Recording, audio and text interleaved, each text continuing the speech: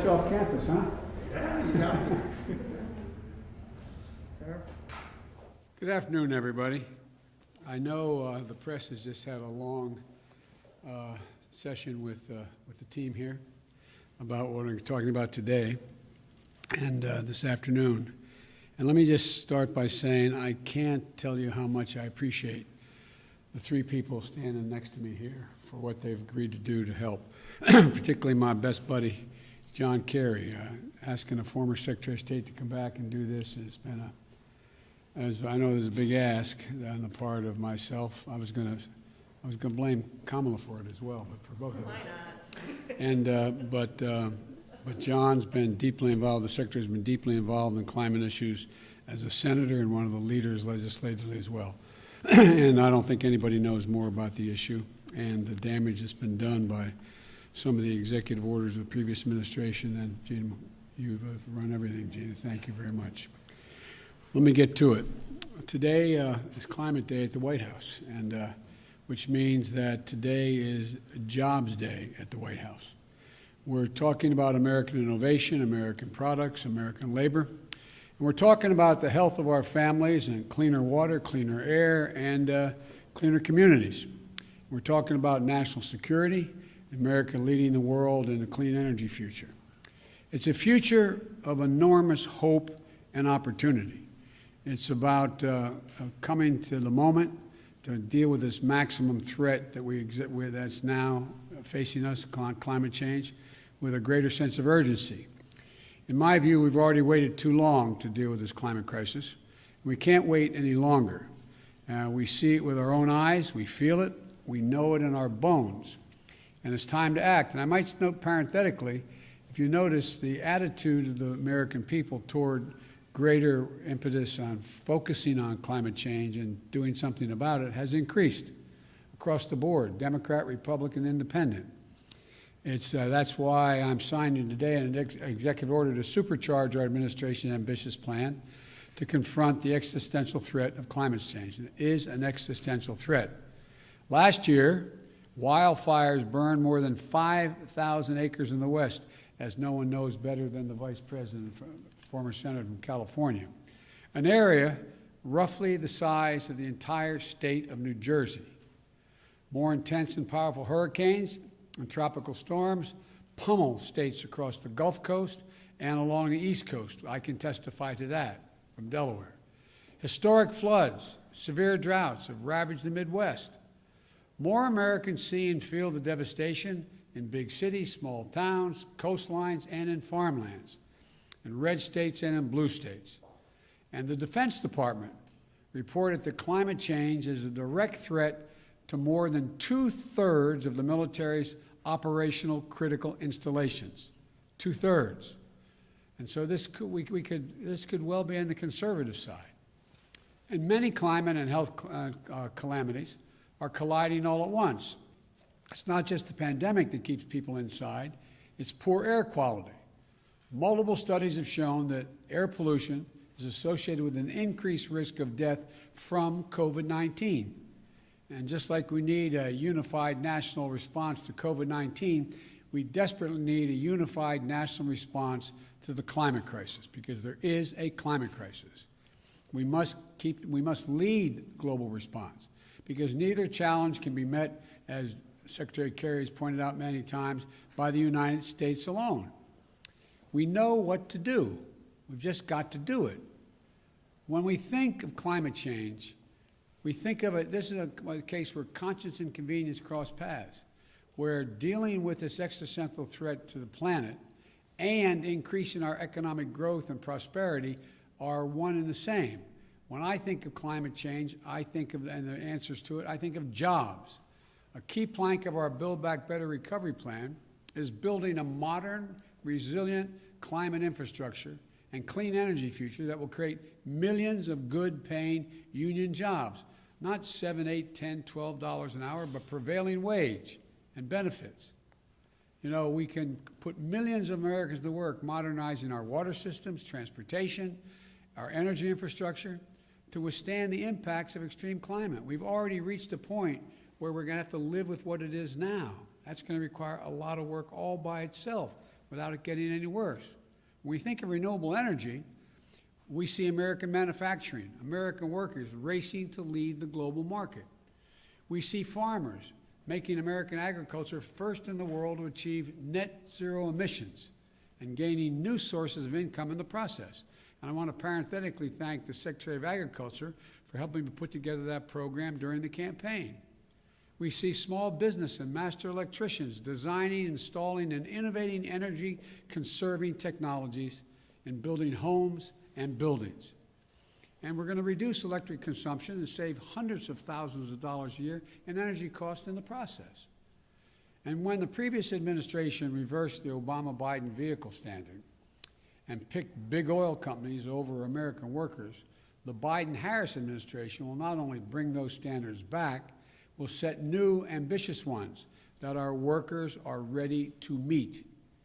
We see these workers building new buildings, installing 500,000 new electric vehicle charging stations across the country as we modernize our highway system to adapt to the changes that have already taken place.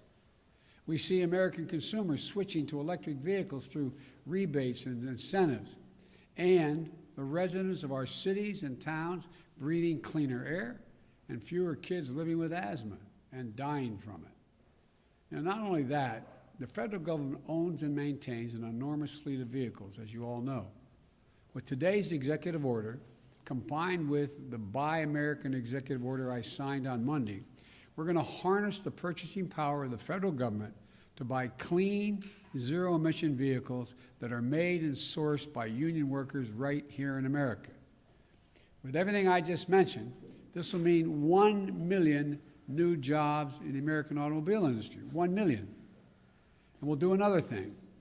We'll take steps towards my goal of achieving 100% carbon pollution-free electric sector by 2035. Transforming the American electric sector to produce power without carbon pollution will be a tremendous spur to job creation and economic competitiveness in the 21st century, not to mention the benefits to our health and to our environment. Already, 84% of all new electric capacity planned to come onto the electric grid this year is clean energy. Clean energy. Why? Because it's affordable, because it's clean, because in many cases it's cheaper, and it's where we're keeping up. They're keeping up. We're going to need scientists and national labs, land-grant universities, historical black colleges and universities to innovate the technologies needed to generate, store, and transmit clean electricity across distances, and battery technology and a whole range of other things. We need engineers to design them and workers to manufacture them. We need iron workers and welders to install them. Technologies they invent, design, and build will ultimately become cheaper than any other kind of energy, helping us dramatically expand our economy and create more jobs with a cleaner environment. And we'll become the world's largest exporter of those technologies, creating even more jobs. You know, we're also going to build 1.5 million new energy-efficient homes and public housing units that are going to benefit communities 3 times over. 1, by alleviating the affordable housing crisis. 2, by increasing energy efficiency. And 3, by reducing the racial wealth gap linked to home ownership. We're also going to create more than 250,000 jobs to do things like plug the millions of abandoned oil and gas wells that pose an ongoing threat to the health and safety of our communities. They're abandoned wells. They're open now. And we're going to put people to work. They're not going to lose jobs in these areas. They're going to create jobs. They're going to get prevailing wage to cap those over 1 million wells. These aren't pie-in-the-sky dreams. These are concrete, actionable solutions. And we know how to do this. The Obama-Biden administration reduced the auto industry, rescued the auto industry, and helped them retool. We need solar energy, cost competitive with traditional energy, weatherizing more, we made it cost competitive, weatherizing more than 1 million homes. The Recovery Act of our last administration, the Democratic administration, made record clean energy investments, $90 billion. The president asked me to make sure how that money was spent on everything from smart grid systems to clean energy manufacturing. Now, the Biden-Harris administration is going to do it again and go beyond. The executive order I'll be signing establishes a White House Office of Domestic Climate Policy, and it'll be led by one of America's most distinguished climate leaders, former EPA Director Gina McCarthy. As the head of the new office and my National Climate Advisor, Gina will chair the National Climate Task Force, made up of many members of our cabinet, to deliver a whole-of-government approach to the climate crisis. It's not time for small measures. We need to be bold. So let me be clear. That includes helping revitalize the economies of coal, oil, and gas and power plant communities. We have to start by creating new good-paying jobs, capping those abandoned wells, reclaiming mines, turning old brownfield sites into new hubs of economic growth, creating new good-paying jobs in those communities where those workers live, because they help build this country. We're never going to forget the men and women who dug the coal and built the nation. We're going to do right by them, make sure they have opportunities to keep building the nation in their own communities and getting paid well for it. While the whole-of-government approach is necessary, though, it's not sufficient. We're going to work with mayors and governors and tribal leaders and business leaders who are stepping up, and the young people organizing and leading the way. My message to those young people is you have the full capacity and power of the federal government. Your government is going to work with you.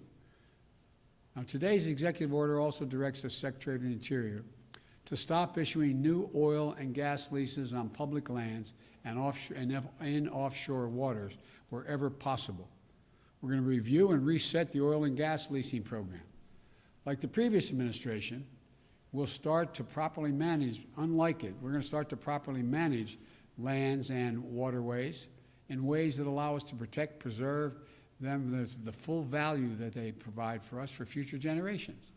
Let me be clear, and I know this always comes up, we're not going to ban fracking. We'll protect jobs and grow jobs, including through stronger standards like controls from methane leaks and union workers willing to install the changes. Unlike previous administrations, I don't think the federal government should give handouts to big oil to the tune of $40 billion in fossil fuel subsidies. And I'm going to be going to the Congress asking them to eliminate those subsidies. We're going to take money and invest it in clean energy jobs in America. Millions of jobs in wind, solar, and carbon capture. In fact, today's action is going to help us increase renewable energy production from offshore wind and meet our obligation to be good stewards of our public lands. It establishes a new, modern-day civilian climate corps that I called for when I was campaigning to heal our public lands and make us less vulnerable to wildfires and floods. Look, this executive order I'm signing today also makes it official that climate change will be at the center of our national security and foreign policy. As Secretary Kerry, as our special presidential envoy for climate, with him, the world knows how serious I am about by appointing one of America's most distinguished statesmen and one of my closest friends speaking for America on one of the most pressing threats of our time. John was instrumental in negotiating the Paris Climate Agreement that we rejoined, this administration rejoined on day one, as I promised. And today's executive order will help strengthen that commitment by working with other nations to support the most vulnerable to the impact of climate change and to increase our collective resilience. That includes a summit of world leaders that I'll convene to address this climate crisis on Earth Day this year, in order to establish a new effort to integrate the security implications of climate change as part of our national security and risk assessment and analysis will also be included. With this executive order, environmental justice will be at the center of all we do, addressing the disproportionate health and environmental and economic impacts on communities of color, so-called fence line communities, especially those communities, brown, black, Native American, poor whites. It's hard, the hard-hit areas like Cancer Alley in Louisiana, or the Route 9 corridor in the state of Delaware. That's why we're going to work to make sure that they receive 40% of the benefits of key federal investments in clean energy, clean water, and wastewater infrastructure. Lifting up these communities makes us all stronger as a nation and increases the health of everybody. Finally, as with our fight against COVID-19, we will listen to the science and protect the integrity of our federal response to the climate crisis. Earlier this month, I nominated Dr. Eric Lander, a brilliant scientist who is here today to be the director of the Office of Science and Technology. I also nominated another brilliant scientist, Dr. Frances Arnold and Dr. Maria Zuber, to co-chair the President's Council of Advisors on Science and Technology, so-called PCAST, that President Eisenhower started 6 weeks after the launch of Sputnik. It's a team of America's top scientists charged with asking the most American of questions: what next? What's the next big breakthrough? And then helping us make the impossible possible. Today, I'm signing a presidential memorandum making it clear that we will protect our world-class scientists from political interference and ensure they can think, research, and speak freely and directly to me, the Vice President, and the American people. To summarize this executive order, it's about jobs, good-paying union jobs. It's about workers, building our economy back better than before. It's a whole-of-government approach. Put climate change at the center of our domestic, national security, and foreign policy.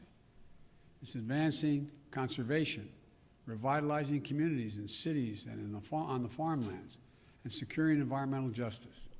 Our plans are ambitious, but we are America. We're bold. We're unwavering in the pursuit of jobs and innovation, science, and discovery. We can do this. We must do this, and we will do this. I'm now going to sign the executive order to meet the climate crisis with American jobs and American ingenuity. And I want to thank you all. I'm going to go over and sign that now.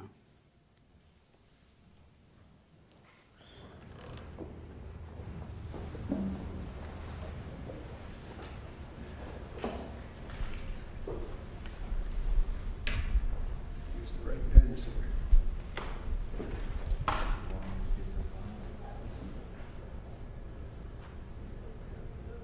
The first order I'm signing is tackling the climate crisis at home and abroad.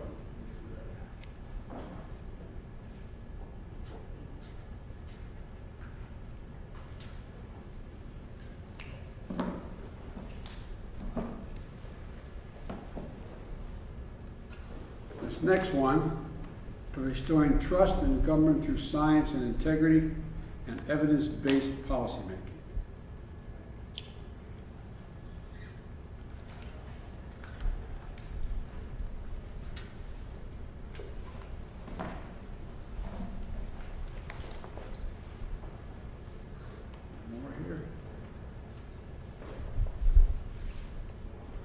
And this last one is the President's Council on Advisors on Science and Technology established.